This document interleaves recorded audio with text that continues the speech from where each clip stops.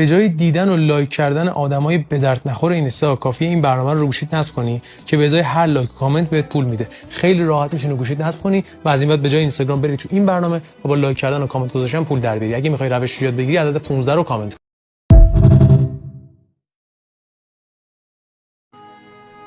یکم دارگه شوش نفتی یه رونه کیه بی کس کفتی